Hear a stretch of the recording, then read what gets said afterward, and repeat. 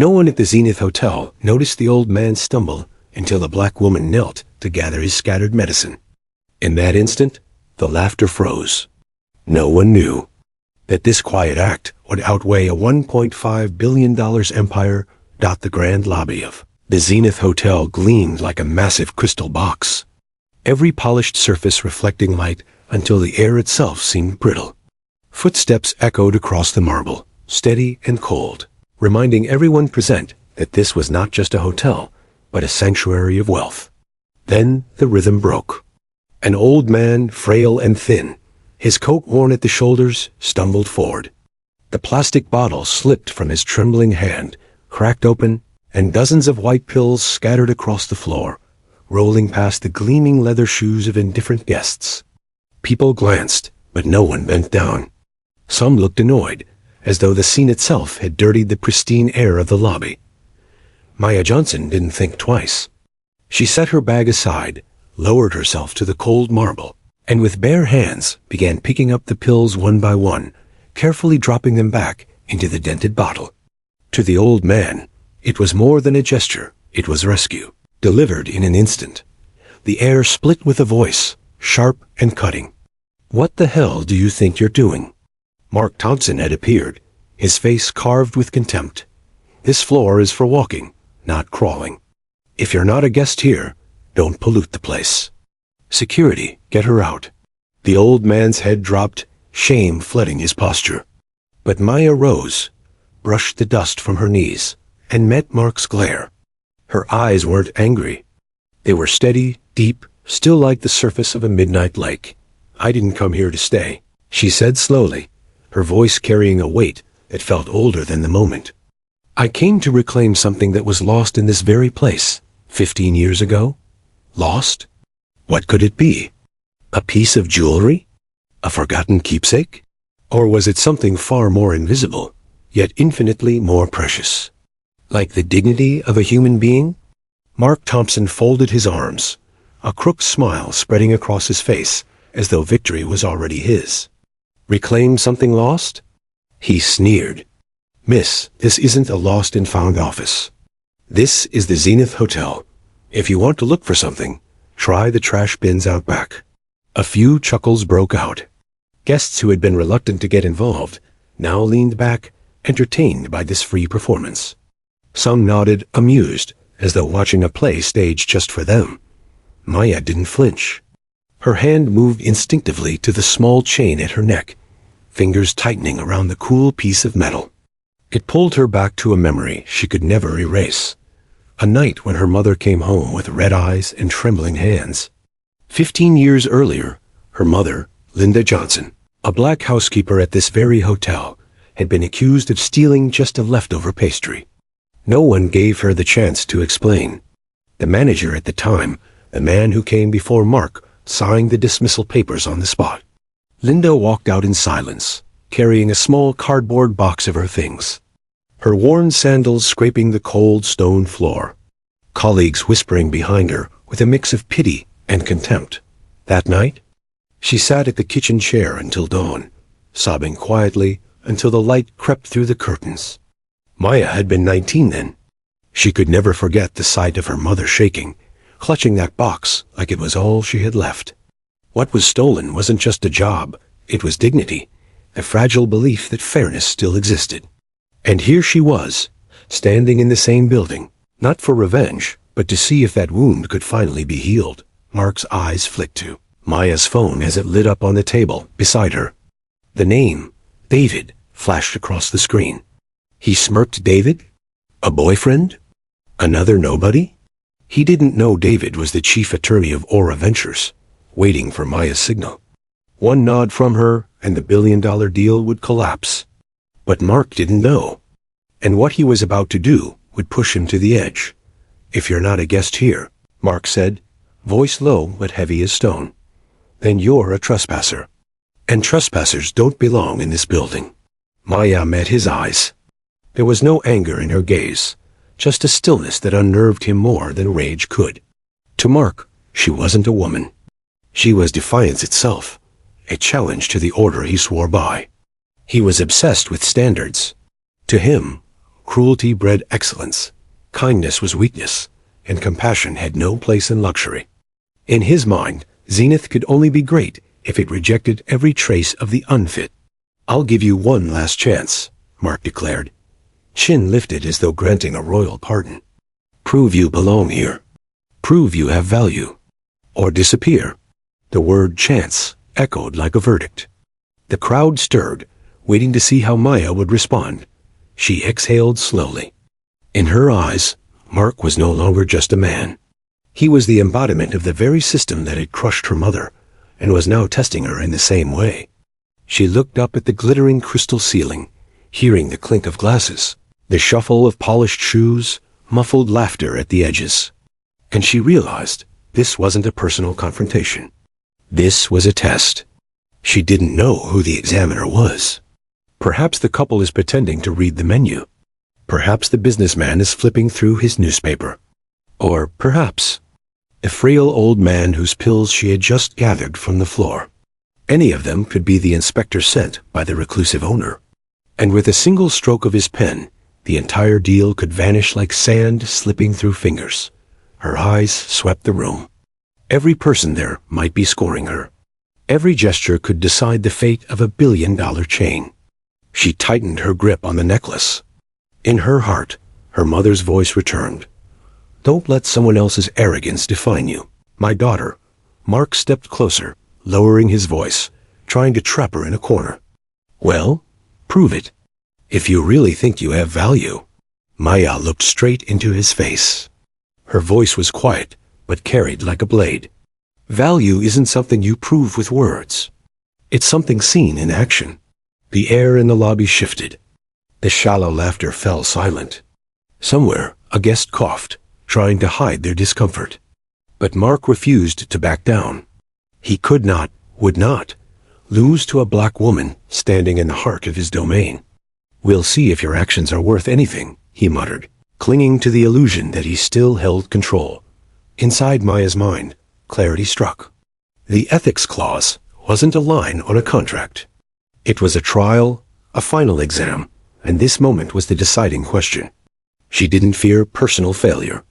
What haunted her was the thought that if the deal collapsed, thousands of Zenith employees would remain under men like Mark. The same cycle from 15 years ago would continue, unbroken. This wasn't about business. This was the one chance to shatter that circle. She drew in a breath and let a small smile touch her lips. "Mr. Thompson," she said evenly, "perhaps you're the one being tested without realizing it." His brow furrowed. "What did you just say?" "Not just me. You too," Maya replied, her voice steady. "And the judge may already be sitting right here." The lobby fell silent again. Guests looked around uneasily. The judge? Who? Maya wasn't just facing Mark. She was standing against the ghost of the past, against a legacy of injustice that he merely wore like a mask. And this time, she would not let history repeat itself. If you believe human dignity can never be priced in money or status, hit like and subscribe to follow Maya's fight. But remember, the real test wasn't just for Maya. It was for Mark as well. And the judge was already somewhere in that room.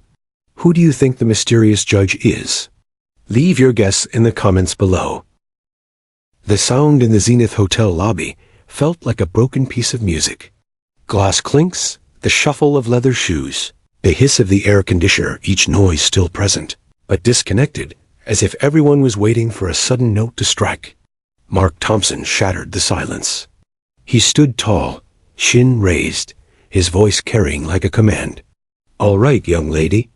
If you want to prove your worth, I have a test for you." He pulled a crisp $100 bill from his wallet and held it high. The crystal chandeliers caught their surface, the glare flashing like a challenge. "Here are the rules. Take it. If you can use it to make anyone in this lobby believe you're a guest of value, I'll personally apologize.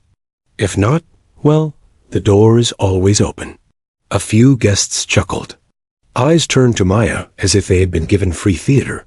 One man even raised his glass, ready to sip while watching the show.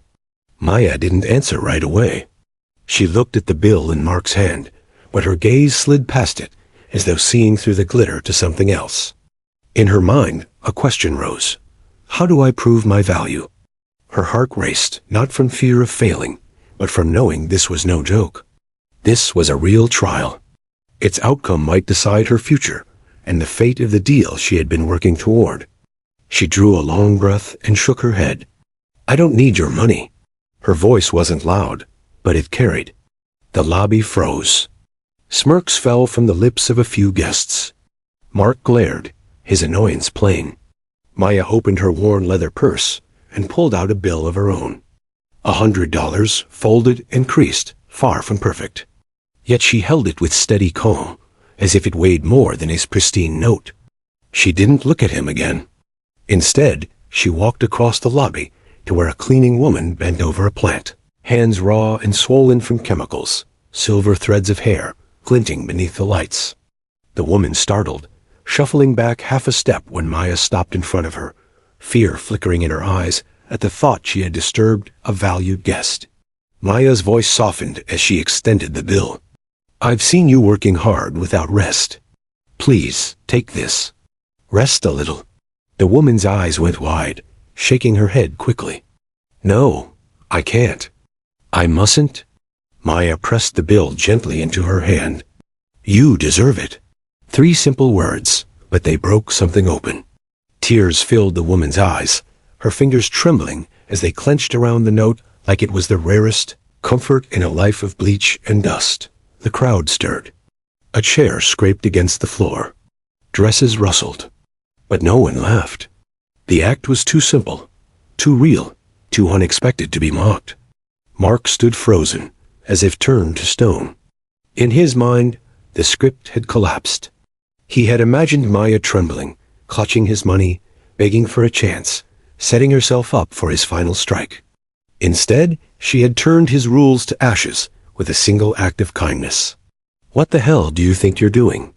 He roared, his voice ragged, his fist crushing the bill until it wrinkled. That's not the rule. Maya turned back. Her steps were unhurried, heels tapping against marble with a rhythm so steady it unsettled him. Her eyes were bright yet calm, like the surface of a still lake.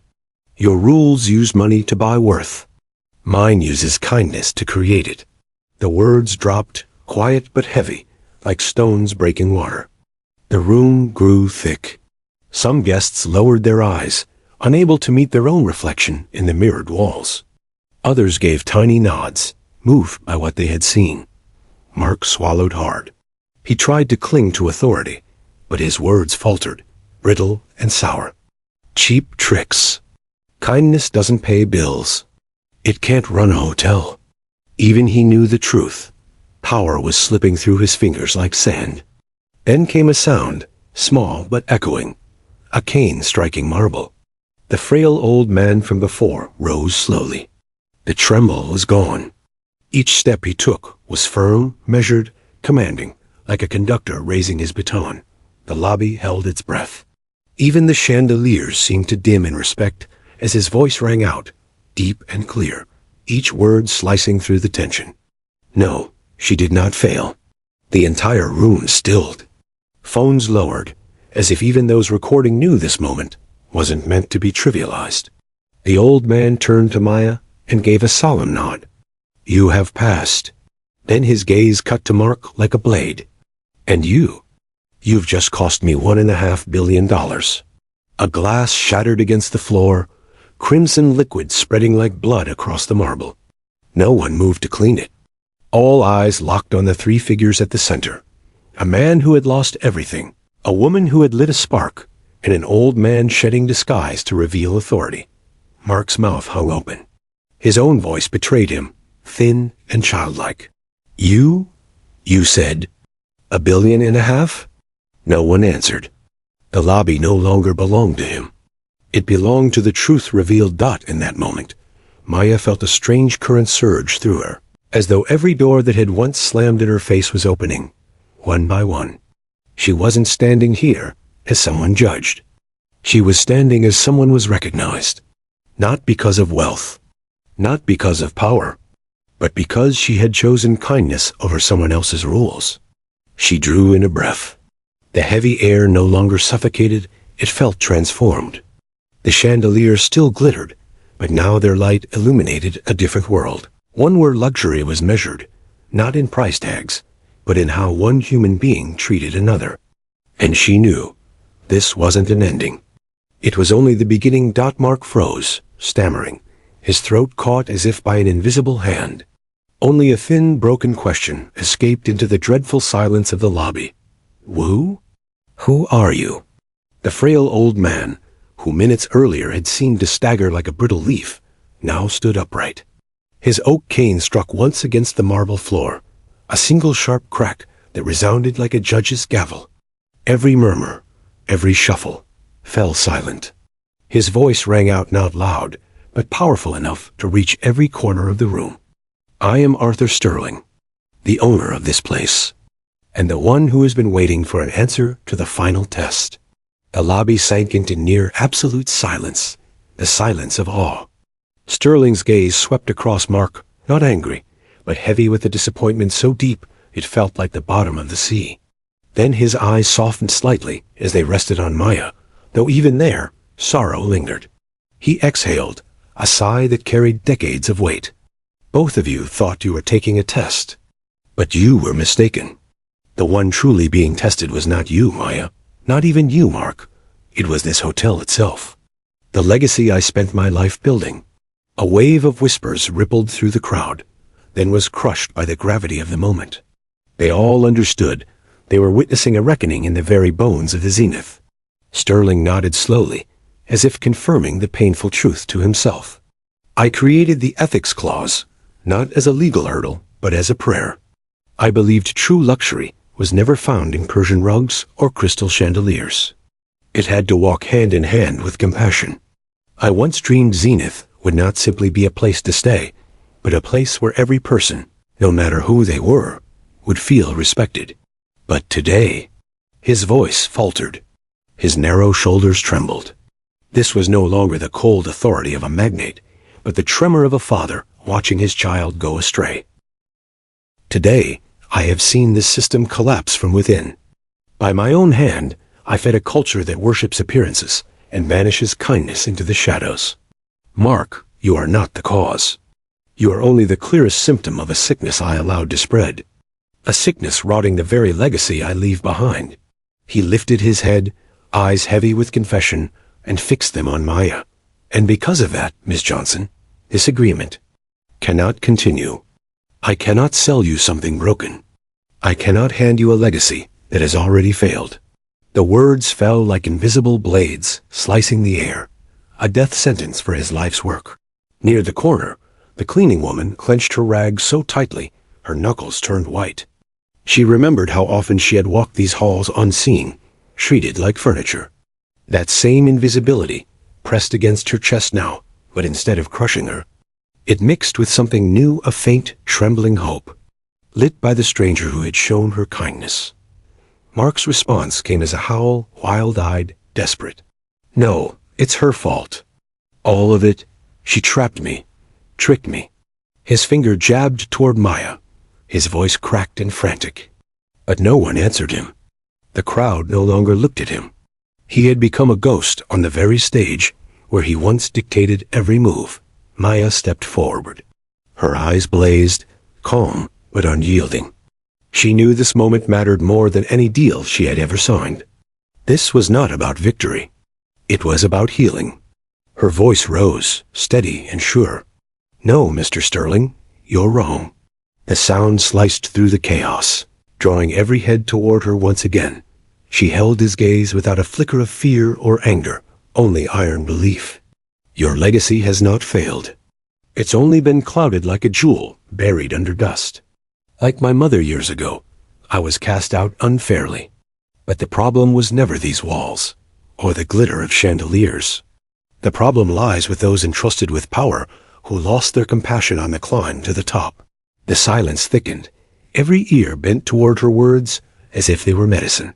Maya pressed a hand to her chest, lowering her voice into something like an oath.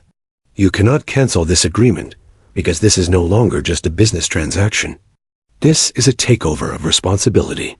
She lifted her chin and stepped closer, as if the lobby had transformed into a chamber of inheritance. She was no longer merely an investor. She was stepping into the role of an heir. Let me repair what's broken. Let me wipe away the dust covering your jewel. Let me finish what you began. The lobby stood in breathless stillness. No glass clinking. No mocking laughter. Just one collective heartbeat. One shared emotion. The cleaning woman raised a hand to stifle a sob. A cluster of young employees exchanged wide-eyed looks, tears glittering in the corners, as if they had just witnessed something impossible. Mark stumbled backward, trembling, muttering nonsense. No, this can't be. But no one listened. He was no longer the manager of the Zenith. He was a shadow, abandoned in the very palace he once ruled. Sterling studied Maya for a long moment. His weathered eyes searched every corner of her face for falsehood or calculation, but found only sincerity. He said nothing, but in that silence, a flicker appeared rarer than diamonds. Hope. His head dipped, a nod so small it could have been missed. But it carried the weight of a monumental choice dot. In that nod lay his acceptance.